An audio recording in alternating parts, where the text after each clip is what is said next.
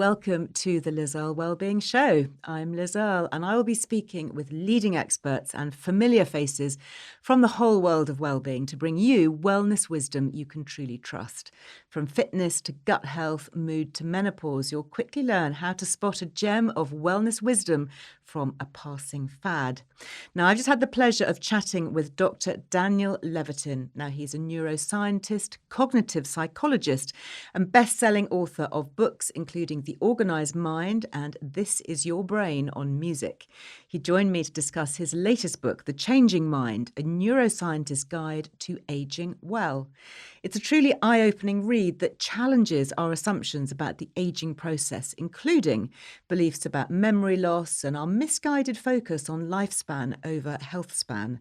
We took a whistle-stop tour through the things that we all need to be aware of if we want to age joyously, from essential hormones to sabotaging sugars, blue light emitting gadgets to brain boosting exercises. So stay tuned to the end as he reveals how meditation can trigger physical changes in our brains. And I'd love to hear your thoughts on all this and more on Instagram after the show.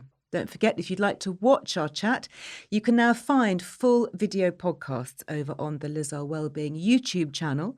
And so without further ado, let's get into the episode. So Dan, welcome. It's so great to have you here. Thank you for having me. And I know this is a special day because your book, we're recording it, your book has literally just come out. That's right. So it came out this morning. Fantastic. Well, congratulations. And it's genius. And before we get into the whole brain health discussion, can we talk a little bit about your background? Because you started as a music producer. I did. Which was a big switch. So tell me about your journey. I'm fascinated. Well, I dropped out of MIT where I was studying neuroscience and mathematics. Okay. In order to join a succession of punk rock and new wave bands. As you do. Yes, as one does. And then started getting interested in the studio side of things. I figured that if I was in one band, all my eggs were in that basket. But if I was producing and engineering records, there were 5 or 10 projects that I was involved in. Maybe one of them would go somewhere. So you worked with Stevie Wonder? I did. Yeah. And it was a really wonderful time. And when I got to my mid-30s, my cohort of people, the men and women who had come up in studios and the record business with me, we all saw that the record industry was collapsing. And we figured we didn't want to stop making music, but we should have a backup plan. Is that with the rise of digital then? Was that what was changing it? Or? Yeah. Yeah. And the consolidation of record companies, right. Meaning there was less choice, less consumer choice, and less risk-taking on the part of the labels. When I entered the business, there were 17 major labels in the U.S., and when I left, there were 5. Gosh. So the whole industry was changing. Yeah, and one of my friends went to law school. He became an attorney with the Environmental Protection Agency in the Clinton administration. He now works in Hong Kong, where he's working for legislation to help control climate change.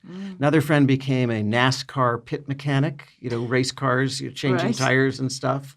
Another friend went into video production. We all went to do different things, and so I went back to college to finish that degree I had never gotten. In neuroscience? Yes. And then I liked being in college. I didn't stop producing records. I kept going. In fact, the Stevie Wonder record that you mentioned, I did while I was still in graduate school. Gosh. Fun. I mean, after I had not left the business, but changed the focus of how I was spending my time. Yeah. And in an interesting full circle, years later, when I was a professor and training graduate students, I had a graduate student who had been Prince's recording engineer. And at 50, she wanted to change careers. And so she entered my lab to get a doctoral degree, a PhD. And she had recorded Purple Rain and Little Red Corvette and When Doves Cry, all those big records. And 2 years into her 4-year PhD program, she said, I need to ask you if I can have a month off because the Bare Naked Ladies, who at the time were one of the top bands in Canada, they want me to produce their next record. Is there a connection then with neuroscience and sound? I mean, do you think there is that link, that interesting link? Well, there can be. spend some of my time studying the neuroscience of sound, of language and music. More generally, I study the neuroscience of memory and creativity.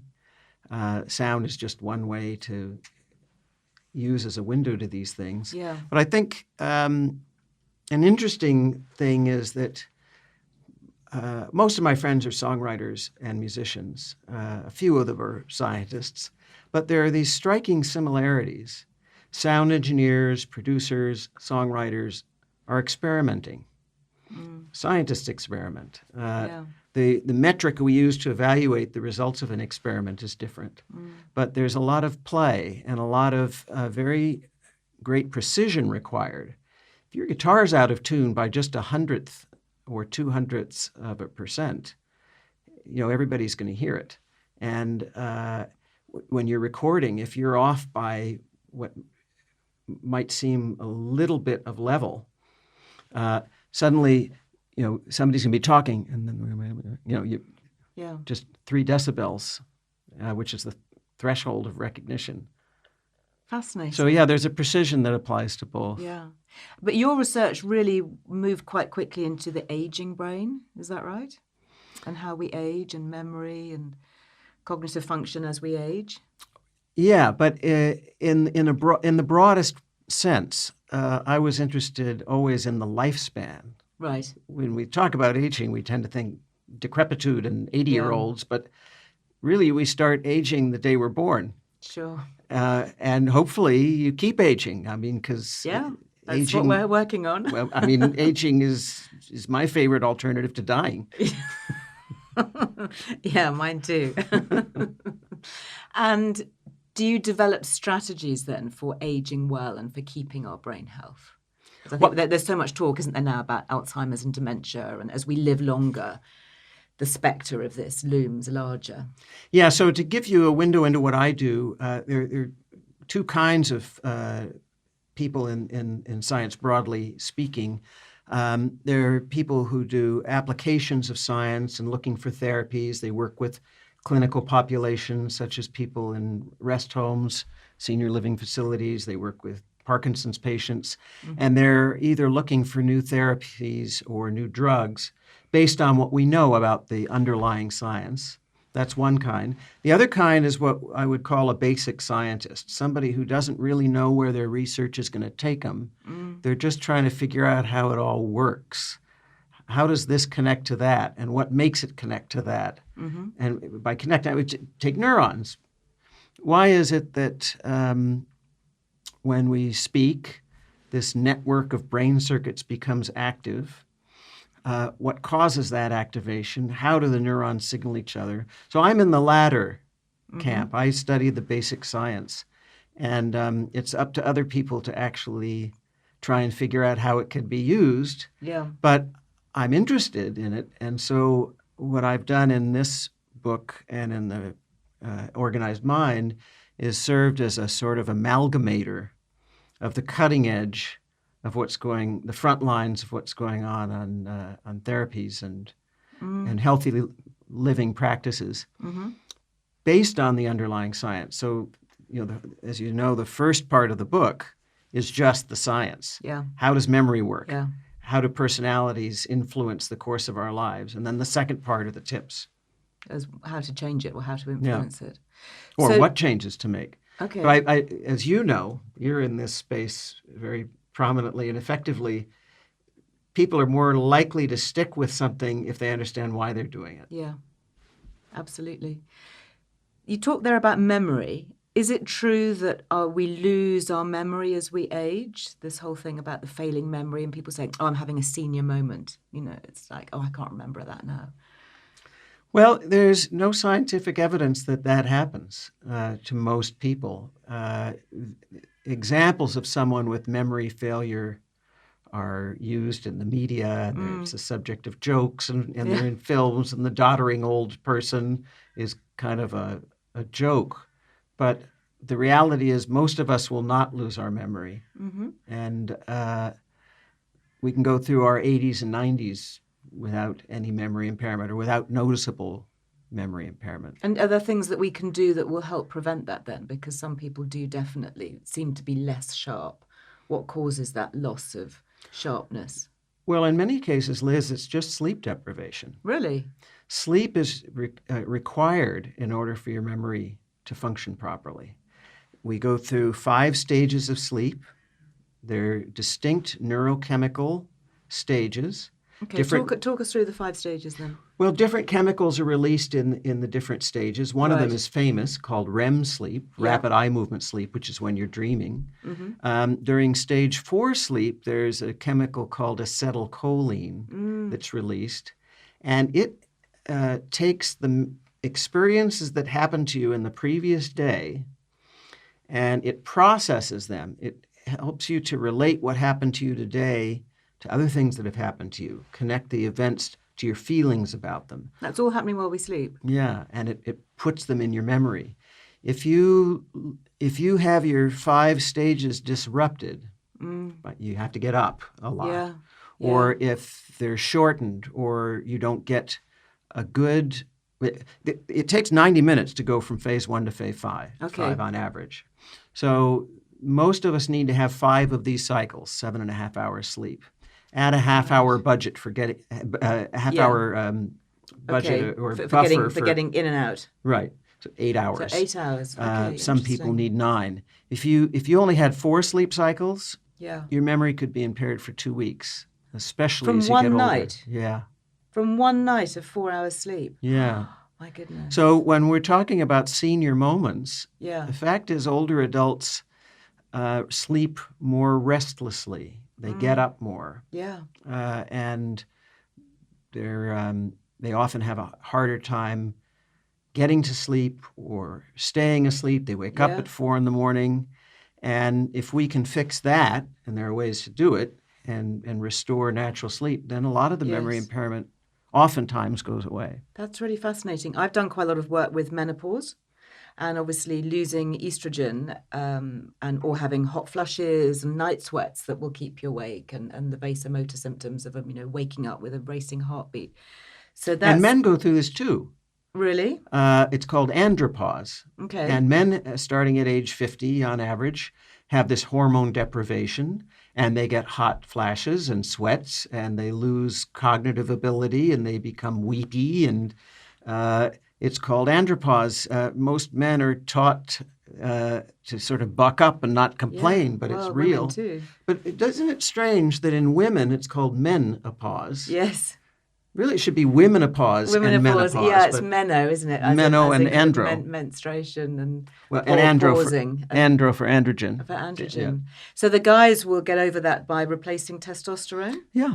Like women can replace estrogen? Yeah, and there's a misconception that you need testosterone in order to be able to perform sexually. Actually, your testosterone can be low and you can still perform sexually. Right, yeah. The testosterone plays many roles other than sexual desire and arousal. Yeah. With low testosterone, men will find that they have a hard time waking up.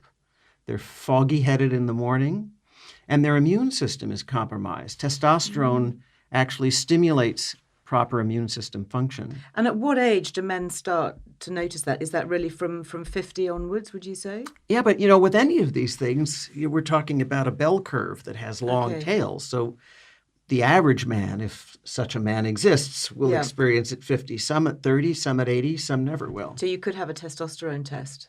It's a good idea. Yeah. Yeah. Very interesting.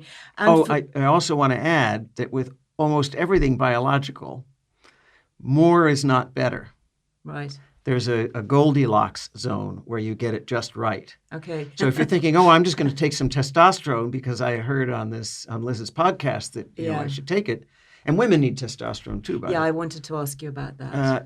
No, you shouldn't just take it because having too much is dangerous and it fuels cancer. So it's got to be just right. Right. You want to have it checked. And if you take a supplement, you want to have it checked again to make sure you didn't overshoot the mark. Yeah. Now, I don't know how it is in the States. I'd be interested to discover. But for women find it very difficult to get hold of testosterone in this country. It's it's hard enough to get estrogen, but to actually find your GP or a specialist even who is willing to prescribe testosterone. And yet we know that there is this strong link with cognitive function and low mood and kind of a clarity, crispness of thought. What's it like in the States? Is testosterone something that's given to middle-aged women? Well, it depends. Because in the States, it's bifurcated. There are some people who have great health care and some people who have terrible health care. Well, actually, trifurcated because some people have none. Yeah. And hormone replacement therapy is quite complicated. And the doctors know this. Of the 4 years I spent doing the research for this book and the 4,000 papers I read, a solid year was spent on trying to understand hormones and hormone replacement therapy. Interesting. I mean, I understood them from my schooling, but trying to understand what we learned in the last 10 years. And at the end of reading hundreds of papers, and it's my job to read scientific papers and pull out what's real and what's not. That's my job description, right? I was completely confused. And fortunately, I have a colleague named Sonia Lupien in Montreal, who's one of the world experts on hormones and stress and cognition. She runs a whole laboratory for it. She's internationally recognized. So very, very busy, of course. So I said, I'll take you out to lunch if I can talk to you about this. So we went to my favorite cafe, Trois Mois et Café, au Montréal. Okay, sounds good. Dans le plateau. And we had a petit déjeuner. Nice. And I said, I can't make heads or tails of this. Should I be doing this? Should my wife be doing this? Yeah. She says, we don't know. Okay. She said, there are risks. There's mixed results on whether it's riskier to do it or not do it. And I said, well, what are you doing? And she says, I'm taking them. She says, because when we talk about health interventions, although doctors rarely discuss it, I think the most important aspect of all this is the quality of life calculation that you make. Completely. QOL is just something that is not talked about. And I know you talk about it and you write about it. You've got to look at quality of life. Now, it doesn't necessarily mean you choose quality of life over some risk down the line, but it means you have the information you need to make an informed decision that's right for you. Educated decisions, absolutely. People differ in the amount of risks they're willing to take on. Yeah. That's fine. But in all of these things, we're kind of kicking the can a little farther down the road. Yeah, maybe if I improve my quality of life with hormone replacement therapy, I'm raising the risk that I'll have cancer in 10 years. I'm hoping that 10 years from now, cancer therapies will be much improved. Yeah, well, a lot of those studies were misinterpreted as well. Or the Women's Health Study. Nightmare. I'm glad you agree on that. Total nightmare. Yeah. Well, because they weren't, the data were messily collected. They weren't rigorous. Yeah, it was women in their 70s plus who were obese and smoking. And they didn't use the correct statistics. I mean, the whole thing is... let's not even go there because, I mean, my listeners and viewers know that's... It's a hot mess. It's a real hot flash mess. Hot flash mess. Oh, my goodness. But something actually I want to touch on before we move away from hormones is I've been looking at some recent research looking at Alzheimer's in women. And I hadn't realized that women are twice as likely to get Alzheimer's. And there is this estrogen connection, yeah? Oh, yeah, I just thought it was because most women have to live with men. Well, there's that too. There is definitely that too. But there is a growing body of evidence from what I can see, or at least a growing opinion, that women should be replacing estrogen for brain health and for preventing Alzheimer's. It's early days in this. It makes sense to try things that we think might work, but being aware of the risks. It's true that women are twice as likely to get Alzheimer's. And is that because of estrogen, do you think? I mean, what else could be fueling that? How else are we different? I'm sorry to report that we just don't know what causes Alzheimer's. We've thrown a lot of money at it and a lot of research dollars. I actually had iced tea just a few weeks ago with my friend Stan Prusner, 77-year-old. He runs a huge laboratory at UC San Francisco. He's got half of a whole building there. He won the Nobel Prize 20 years ago Wow. for discovering prions. And his name might be okay. familiar to your listeners, Yeah. our listeners, Yeah. because prions were the way by which mad cow disease. Absolutely, CJD. Right. Yeah. So Stan thinks that prions are implicated in Alzheimer's and that Alzheimer's is possibly communicable. That's interesting. Yeah, I mean, there's a lot of work to be done. He published a paper on it in October in a prestigious journal, Proceedings of the National Academy. For me as a scientist, although I'm somewhat liberal in terms of my musical tastes and things like that, I'm quite conservative about science in that I don't believe one paper. I don't believe that anything has been established in science until there are 50 papers on it in different labs conducted by scientists who don't have a financial interest in the outcome and all of that. So it's early days. From a risk assessment standpoint, though, the statistics of this, as I talk about in The Organized Mind, your chances of getting Alzheimer's are doubled, but your chances are still pretty slim of getting it. Right. I mean, I don't have the numbers handy, but there are some things that you can do in the realm of hormone replacement therapy, for example, that would increase the risk of certain kinds of cancer by 5. But you might go from a 1 in a million chance of getting it to a 1 in 200,000. So, still tiny. More likely you'll get hit by a bus. Yeah, for sure. And actually that's sort of then balanced by a lowered risk of coronary heart disease or colon cancer. All of that, right. So these are the conversations I wish we could have with our doctors. Yeah. And the only way to do it is to do your research before you go into the doctor. Yes. And you get 10 minutes. Yeah, if that even. And you say, I read this study, I learned about this treatment or this medication. Yes. These are the risks. Can you help me Yeah. understand the actual clinical significance? Is it going to make a difference? Interesting talking about the Alzheimer's research, because I've heard Alzheimer's also described as type 3 diabetes and being linked to sugar-forming plaques in the brain. What's the connection with sugars there? So there is definitely a connection in animal models. We don't have in very convincing evidence that the production of insulin becomes, the ability to produce it becomes degraded as we age, as I wouldn't say we have organ failure, but we have declines in organ efficiency, all our organs. And ultimately, most of us, if we don't die of some accident, will die of some kind of organ failure. The heart goes out, pancreas goes out, something like that. Cynthia Kenyon, a friend of mine, who's now in a top secret lab at Google called Calico, found in worms, the famous worm called C. elegans, that when she restricted their sugars, they lived longer. And we subsequently found in mice and rat models that if you restricted their sugar intake, sugars in particular, they were less likely to develop Alzheimer's. There are mouse versions of Alzheimer's. They can't find their way around the maze. They forget the maze. Poor mice. Okay, what maze? Right, exactly.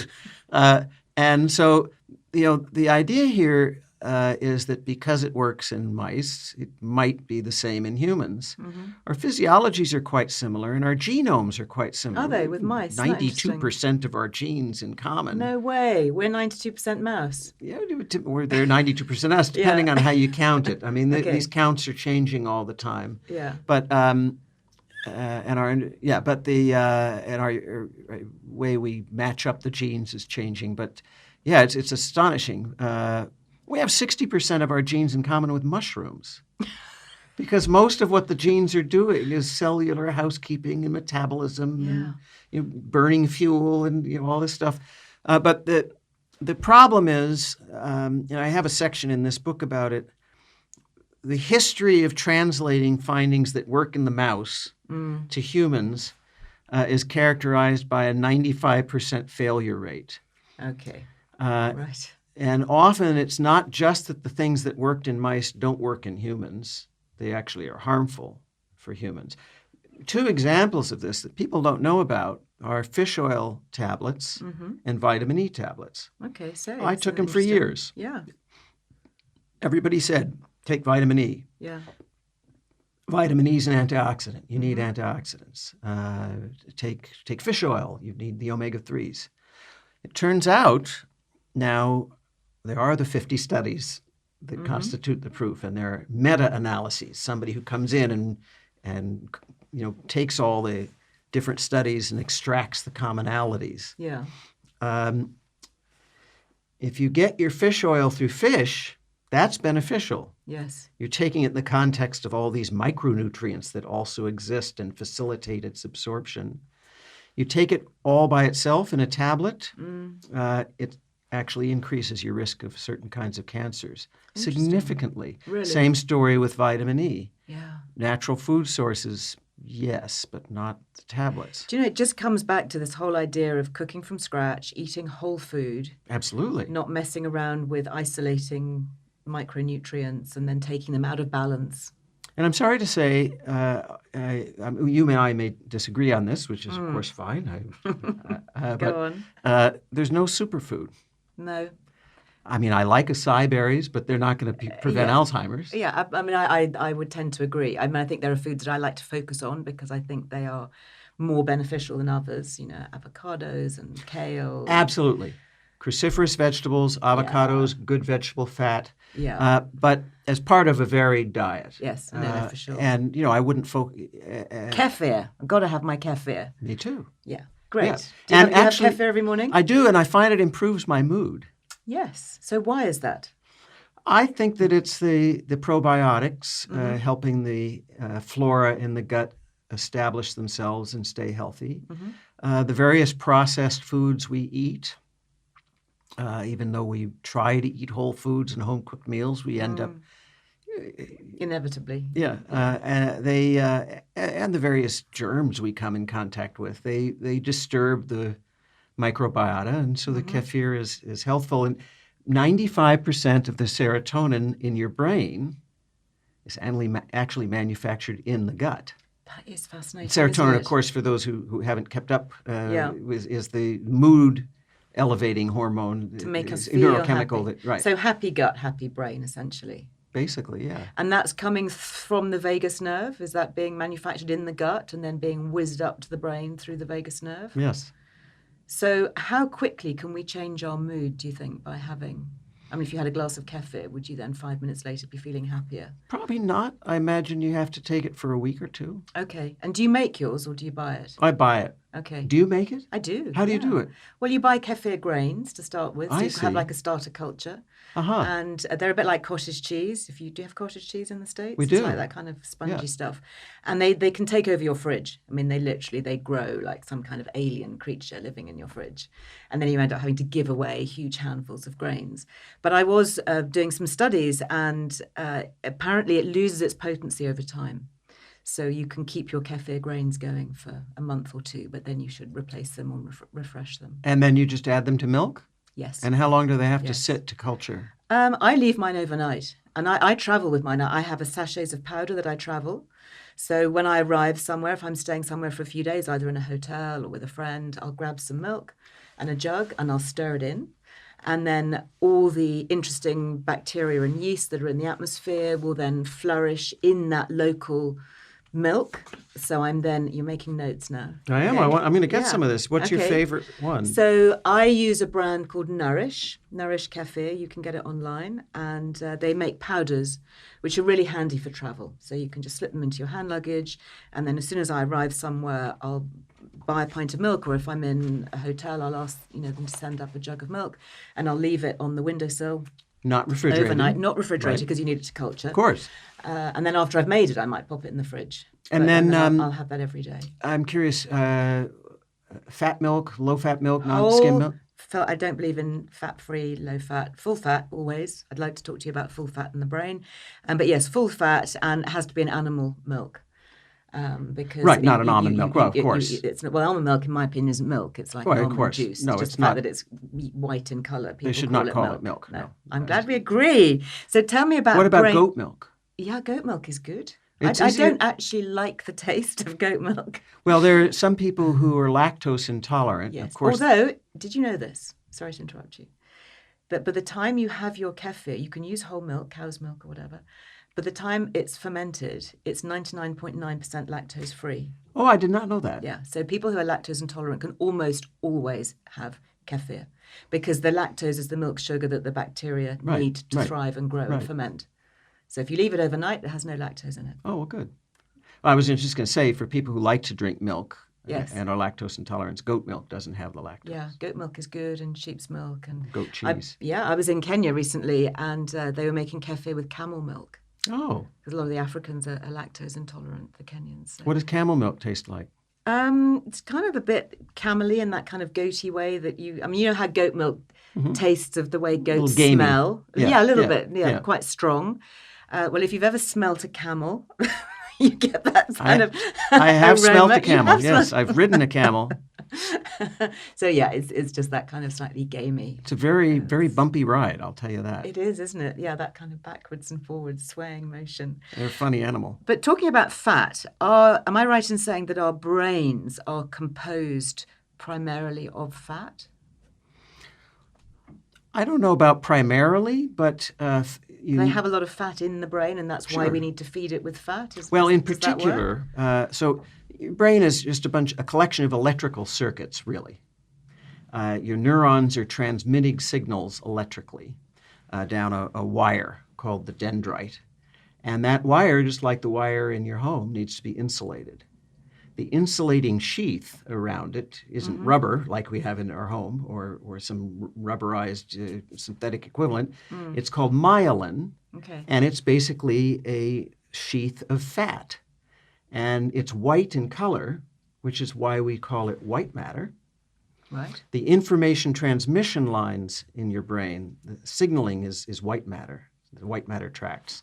The things that are doing the signaling, where the knowledge is contained or the thoughts are contained, are the cell bodies, and they're gray. Gray matter, white matter. And to make myelin, you need two things. You need omega-3 fatty acids and other fats, certain amino acids, and you need B12. And so fat is good for the brain. Yes. Some fats, of course, are not good for the heart, and so you want to choose your fats carefully. Yeah, but certainly fish oils and B12. So that would mean that vegans and plant-based eaters are potentially at risk of having impaired brain health. You can get B12 from dietary sources, and you can get omega-3 from some plant-based foods, but it's more difficult. Yes, to get the bioavailability. Is it just algae, really, you've got to get the omega-3s from? But, I'm looking at Sir Paul McCartney, who has been vegan for decades. Yeah. He's tremendously healthy. I don't know what he's doing to get all this sorted, but it seems to be working. Yeah, well, I'm sure that he's right on it with all his nutritional extras, things like nutritional yeast. A good source of B12. Right. He doesn't talk about that much. Yeah, interesting. So in terms of aging and food, now we're on the subject of food, what are the sorts of things that we should be eating for brain health? You've touched on the omega-3s, eating proper fish rather than necessarily just selecting the oils, and B12. Should have your B12 levels checked, I would say, after about the age of 55. Really?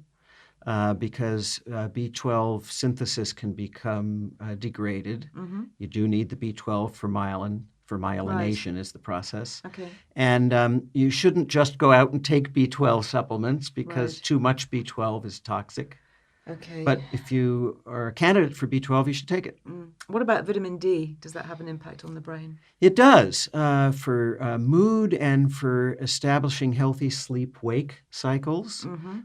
Almost all of us in northern climates should be taking vitamin D if you don't have a condition that contraindicates it. There is a government directive in the UK that everybody should take vitamin D. Yes, and I've been taking vitamin D, as my wife, for years now. Yeah. And we live in Los Angeles. Okay, so you've got lots of natural sunlight. Well, we do, but we do have overcast days, and we often, shame. We're scientists. We spend a lot of time. Okay. I'm living here in the UK. Okay, you're playing the world's tiniest violin, right? We also, we're scientists. We spend a lot of time indoors, so it just seems prudent. Yeah. And we have our vitamin D levels checked to make sure, Do you? as part of our annual blood workups, to make sure we're not overdoing it. So we've talked about food. We've talked about the importance of sleep. Tell me about when we get to sleep. There's a lot of talk in the UK about the blue light coming from screens. We all tend to do that kind of late night scroll through the news feed or check our Instagram or whatever it is, or at least I do. I have to really focus and be very firm with myself to switch my phone off after 9 p.m. Is that a real thing, that blue light is somehow affecting, is it the pituitary gland that's affecting our sleep? This really does have the sound of pseudoscience, doesn't it? Or fakery. Well, you tell me, is it real or not? I mean, you hear, I got a blue light. I mean, just sounds like something made up, doesn't it? Yeah. But no, it's a very real thing. Okay.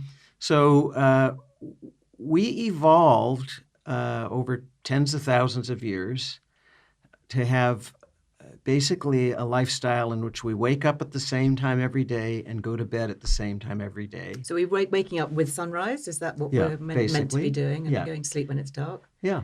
And the sun is a signal. The blue light, in particular the blue part of the light spectrum, stimulates the pineal gland to help synchronize your biological clock. You've got a clock in your brain. It's actually a series of clocks. They're in the back part of the head. Structure happens to be called the suprachiasmatic nucleus, where this clock lives.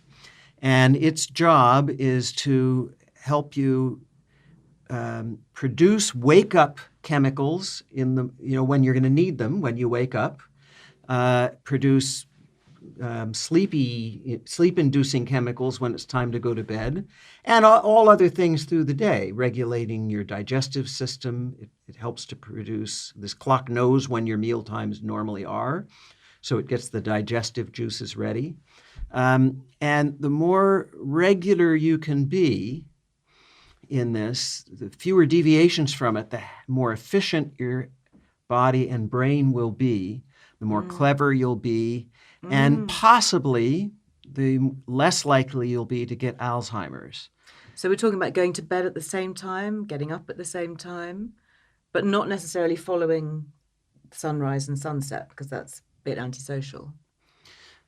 Right. And so the role of blue light in this is that, say in wintertime, or if like me, you like to get up at 5 a.m. before the sun's up, I have a blue light in the morning to entrain my brain that this is morning. Oh, really? Is that one of those wake-up clocks? Yeah. Where it has a light that comes on that wakes you up naturally. Yeah. And I actually wake up before the clock because I'm well synchronized. Right. So my body knows when to wake up. But still, I have a blue light on my desk as well, or at the kitchen table, 15 minutes of that. And then... that's waking you up, like in the winter months, if it was dark here. Right. You'd be able to do that. And you can get these blue light fittings, can you, to put on your desk? Well, you can get a bulb that goes in a desk lamp. I have a portable one because I travel a lot. It fits in my suitcase. It's this big. And then full disclosure, I was a product spokesperson for the Philips company in Eindhoven. And they manufacture one of these, and they gave me one. I think we're allowed that. But there are others. Right. Other types are available. And they did not pay me to say this. Right. They did pay me 15 years ago to do some work for them. Okay. I know you have very strict rules about this. No, we're fine. Thank you for that. But I was going to say, so to your point, if you get exposed to blue light too late in the day... And that's coming from our phones, from our iPads. Or in the summer months, if the sun doesn't go down to 9 p.m. Right. 2100, okay. you might have a problem getting to sleep. Well, certainly I noticed it with my children in the summer, getting them into bed and to sleep. When it's daylight outside is really But you really hard don't want to thing. have blue light in your bedroom while you're trying to sleep. So Right. digital clocks or your cell phone charger, these all, the thermostat, all these things Yeah. that really the engineers who designed them didn't know better, and they put blue lights in them. Yeah. So when I travel, I actually bring some black gaffer's tape with me, I do the same thing. and I put it over Yeah. the phone and Yeah. the clock. Absolutely. I unplug all the gadgets. I'm Yeah. a nightmare for anybody coming in the next time. I do try and remember to plug them back in, but I'm sure I miss some. Well, I don't unplug them. I just have gaffer's tape, Okay. black tape that doesn't leave a residue, Yes. and I put it on the displays. Put it over it. Yeah. Really good idea. And I have to sleep with a blackout curtain as well. Absolutely, I do the same. That's another. You don't want artificial lights coming in So even though our eyes are closed, are we still absorbing some of the light that's around us? through the skin. Yeah. That is so fascinating, isn't it? Your skin has photoreceptors. That's why Now, you tan. Well, what about the screens that you can buy to put on your phones? They talk about blue light filters. Would you say they work? I suppose they would. I haven't seen Or any help. studies on it, but sure, it We makes haven't sense. had the 50 peer-reviewed Right. meta-analysis studies, I'm afraid. That's right, I'd but say. it makes sense that they would work. So Yeah. yes, and I did what a lot of Apple users do. I do not work for Apple. Okay, but another disclosure. But you can switch it to night mode, can't yeah, you? exactly. Your So screen. it to changes lower the it. whole spectrum of colors. Very But interesting. still, it's a bright light, even though it's not blue. Yeah. And if you have a robust suprachiasmatic nucleus, Right. a robust biological clock, sure, watch TV, look at your computer. But as you get older, if you find your sleep is disturbed, you really shouldn't be looking at any bright device for 2 hours before you go to sleep. No. Why not just have a conversation with somebody or read or listen to music? But if you're reading and you've got your bedside light on, is that going to have an impact? A dim light, A dim light, yeah. I mean, not a fluorescent light. No. Interesting. As we age, are there physical changes that are happening in our brains? They are all throughout the lifespan, Right. not just at the older end. The brain is constantly changing. Is this what they call plasticity? Neuroplasticity is the process by which new neural connections are formed and grow. And that Can we happens. get new connections as we age? We can. How? Every time you learn something, that's a new neural connection. That's what learning is. Is It's it? a new circuit being made. In the Really? brain. It's physically something happening? Yeah, So we need to be learning new stuff all the time? we do. We need to do it in order to build up what people in the field call cognitive reserve or excess capacity. Think of it this way. If you were playing golf and you had a really good score, I don't play golf. I don't know what a good score is. But if you're a really good golfer, on a bad day, you're still going to golf better than most people. You've got this reserve of ability. So if we continue to learn throughout our lives, building new neural pathways all the time, and our brains are conditioned to be doing that, you might get Alzheimer's or dementia and not notice it for 5 or 10 years because it's peeling away excess capacity. Okay, interesting. And are there certain things that are better for that, like languages, for example? Should we be learning a new language, or a physical activity like taking up golf or learning to play tennis? Or what are the best things to give us that capacity? Well, anything that's new. So if you've been doing crossword puzzles your whole life and you want to continue doing them because you like it, that's fine, but that's not going to promote brain health or neuroplasticity to a large degree. If you've never done crosswords and you start, that would be good. Okay. Learning a new game, meeting new people, traveling, attending a course, reading books. Right. Engaging with ideas and pushing yourself a little bit out of your comfort zone. Listening to podcasts. Exactly. Yeah, on new things. And I moving. mean, so if somebody's listening now, Yeah. and they've never thought about their brain and how it works, and this information that's being taken in, is this helping to build new bits in the brain? It's especially doing so if they then talk about it to someone else. Oh, really? There's something called the generation effect. When you learn something new, you have to use it. Because during that sacred time of sleep, when memories are being consolidated, you need to have made the connection of not just taking in the material, but actually repeating it and using it in your own way. So this is, you meet somebody new.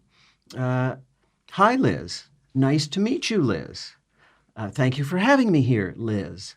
Mm-hmm. Now I'm using the information of your name. I'm not just allowing it to wash through. Right.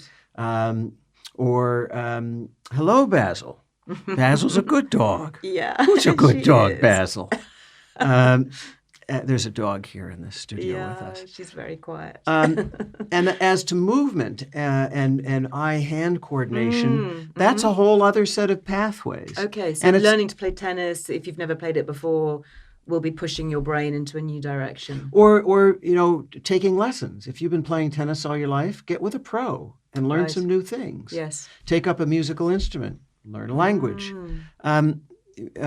Language is less physical than the other things that we're talking about, tennis or playing an instrument, but golf. The idea is that there's this whole other set of pathways of you having to plan some physical movement, typically with your hands or fingers or feet, plan it, execute it, and then observe what happened and whether what you intended to have happen actually happened, and then make adjustments. And then, think ahead to, well, next time I'm going to have to do this a little bit differently. It's a feedback loop. It's a very complex set of things that really stimulate the brain. Really fascinating. In all of this, I have also read, amongst your work, the role of positivity and keeping this kind of very forward-going, upbeat, positive mindset. Is that important? It's hugely important. We can't control what life throws at us. Sure. We can control how we respond to it. Yeah. We can't control if we lose our job, if we break up in a relationship, even one we thought was going to last forever. But we can control whether we deal with it with a forward look or a backward look. Yeah. Spending too much time ruminating on the past sends us into a downward cycle. It's bad for our immune system. It's bad for our emotional stability. Of course, I'm not talking about, looking over old photographs and enjoying positive memories, but too much wallowing in negative memories really has a physical detriment. Does it? And anger is a negative emotion. How can we control that? I mean, some people just seem to have that anger gene. Where is that coming from? Well, as you say, it's genetic. We have a genetic predisposition. Oh, really? I didn't realize that it was actually a real thing. Yeah, we have a genetic predisposition towards all of our traits, towards a propensity to anger quickly or to be a slow burn, to hold on to anger or to be able to release it. Anything, generosity, curiosity, positivity, resilience, these all have a genetic basis, but that doesn't mean that they're going to determine you. You can write your own life story. You can change your personality. You can change the way you respond to anger. Can you really change your personality? You absolutely can. The entire field of psychotherapy is based on it. Every major religion in the world, thousands of years, is saying you can change. You can become more compassionate, more generous, experience more gratitude. All the major religions teach you to wake up in the morning and be thankful for what you have. Gratitude is such a key word, isn't it? And it's part of positivity, isn't it? Yeah. The real, if you had to put the key to happiness in one sentence, it would be grateful for what you have, not don't be upset and focus on what you don't have. Yes. Yes, focus on your glass half full. I have a friend named Alan Simpson who was a senator in the U.S. He's 88, 89 now. And he says, anger corrodes the vessel in which it is carried. Yeah. Isn't that great? Yeah, it is. You can almost imagine it, this kind of acidic substance burning a hole and stuff. So you ask how? Yeah. That's the question. How do you change the way you deal with anger or stress Yes. or hatred or mistrust or negativity? Mm. There's no one way for everybody. And no one way works for everyone. Mm-hmm. To some extent, we have to find our way by reading magazines, listening to podcasts. We love magazines. We love podcasts. Finding inspirational people. Yeah. Being inspired by art. Some people change their lives. I'll give you a quick rundown. Some people change their lives through art. Yeah. They read a piece of literature or literary nonfiction, and it inspires them. I'm going to change. And they do. They stick to it. Yeah. Education. Some people do it through therapy. Psychotherapy works. Not for everybody, but and not every kind of therapy works for every person. You have to find the right match. Mm-hmm. But you can change your personality and the way you deal with life through therapy. Sometimes not even long term. I'm not talking 5 years of 5 times a week. I mean, maybe 6 visits with a cognitive behavioral therapist who just gives CBT, you tools. is that right, exactly. You'd say that's the key. That is, for some people. Yeah. Meditation. In preparing the book, the Dalai Lama invited me to come out and spend some time with him in the Himalayas in Dharamshala. And he believes that meditation is the best way, a particular kind of meditation, is the best way to change your personality. And he practices what he preaches. And what do you say to that as a neuroscientist? What is the impact on meditation? Do you buy it? Well, I'm glad you asked. The Dalai Lama has sent over a bunch of his monks, master meditators, and we've scanned their brains. And what happened? Well, we've seen that physical changes in the brain. Really? Certain areas relating to positivity and compassion become larger. Other areas related to fear and negativity become smaller. Fascinating. The connectivity between areas that are related to positivity becomes greater, so that one positive thought activates another more efficiently. And how long do you have to meditate for to see those changes? I think that's the big question. I'm asking it. Do you have the answer? I don't think we know. I think some people can find benefits within a few weeks. Other people, it takes a few years. But I mean, do you have to do like 5 minutes? Oh. Can you do 10 minutes? Is it half an hour? We don't know. The Dalai Lama does 4 hours. Well, that's just not practical, is it? I mean, am I going to do it for 7 minutes in the morning and see a difference? My wife does 15 minutes. Okay. And do you? I'm not a meditator, but I take naps. And a 15-minute nap for me has that sort of restorative ability. Really? That allows me to let go. And what time of day would you nap? Almost every day at 1 p.m, I nap for 15 minutes. Really? I have a sofa in my office. I put up the Do Not Disturb sign. Right. And do you have to set an alarm, or do you just naturally, Nope. you'll just literally switch off for 15 minutes? Yeah, that's Are me. you actually sleeping? I am, yeah, but that's me. I go to sleep right away. I wake up right away. I'm kind of weird that way. But, other people nap for an hour and a half now and then. But yoga, I have friends that find that yoga works. Yep. Like I say, there's no one path. And I have to say, there's a role here for medication. Some people who are angry may be angry because they have a neurochemical imbalance in which they're not able to reset their emotions. They're not able to rebound. And the so-called antidepressants, SSRIs, and the whole family of drugs like that, even in small doses, not the large dose you might give somebody who's suicidal or super, hasn't gotten out of bed in 2 months kind of depression, what we would call a subclinical dose, can make a difference, like night and day, a wholesale difference in how you deal with anger. Things just don't bother you. Wow. But aren't we just numbing the emotions and the brain? I mean, I'd love to talk to you about antidepressants because there just seems to be an epidemic of antidepressant prescribing, certainly here in the UK. And well, this has been a long-standing argument that Joni Mitchell and I have been having for years. She's finally come around, but she had a life-changing event. She had an aneurysm, and that might be part of the change in her thinking. But I remember we've been friends for some time, and we'd worked on some music together.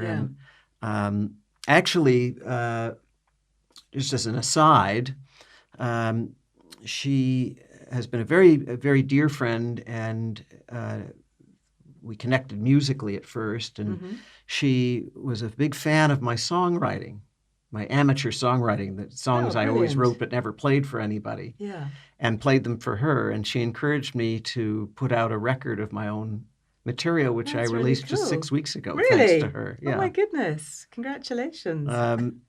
But the argument we had was we'd gotten together for dinner about 15, 20 years ago, and I said, I'm so angry. This person at work is undermining me, and they're telling lies about me to the granting agencies, so I can't get funding for my research, and I'm so angry, and I just don't know how to control my anger.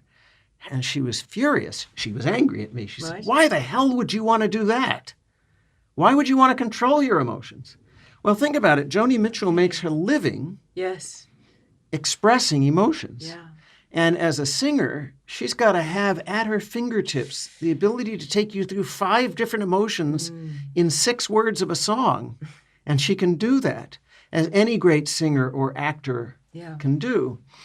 And actors and musicians are often what scientists or bankers would call emotionally unstable, because they have these huge ups and downs.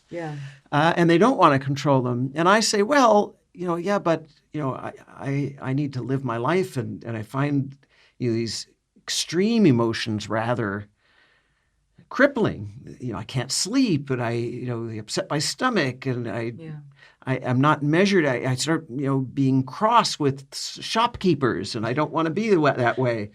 Joni is famously cross with shopkeepers. Is she really? So, but she's mellowed. She's just naturally with age and such, and not through pharmaceutical intervention. And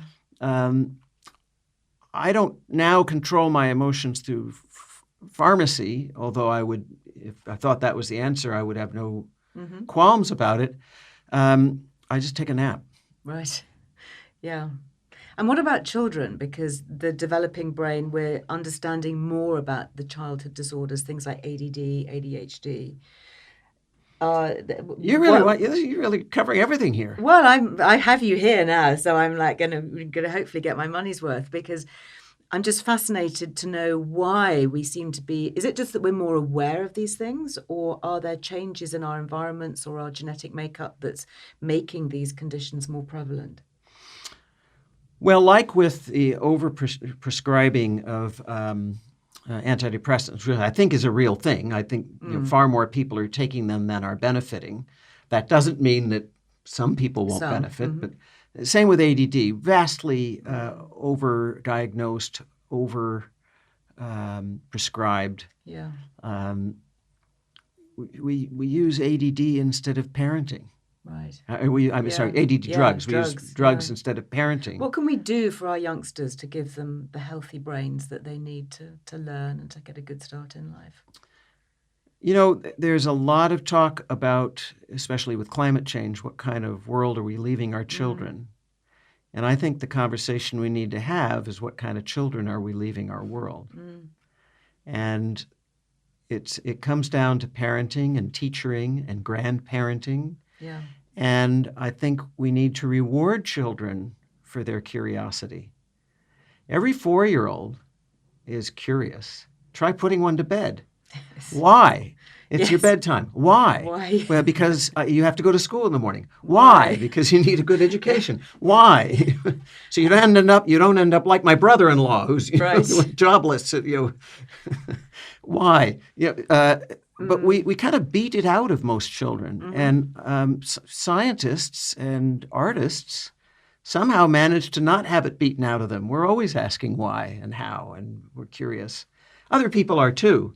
But I just won some sort of lottery that the family I was born into encouraged me to be curious. Yes. And I was kind of a hyperactive kid. And I had to take time outs, but nobody ever talked about drugging me to make me sit still. And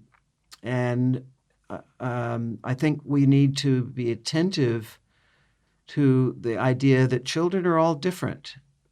Even, as you know, as a mother, 1-year-olds are different. Oh, yeah. 6-month-olds, from the start, some children are more active, some are more outgoing, social, some are more temperamental. I'm not saying we need to embrace those differences and allow extreme behaviors. I'm not saying that at all. Children need Boundaries. They do. They absolutely do. But just because one child learns one way or is interested in one set of things doesn't mean another will be. And so we need to pay more attention to the individual inside the child. Yeah.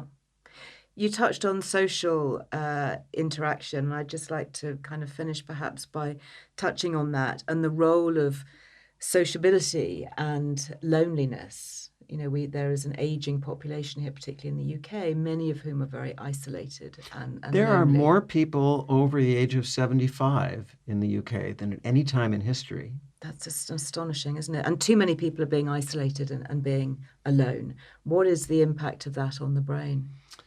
We should distinguish solitude from loneliness. Right. Solitude is the positivity of, I need some time out, I'm going to enjoy this peace and do my meditation. And loneliness is an emotional feeling. Right. It's not a physical state. Solitude is a physical state. I'm by myself.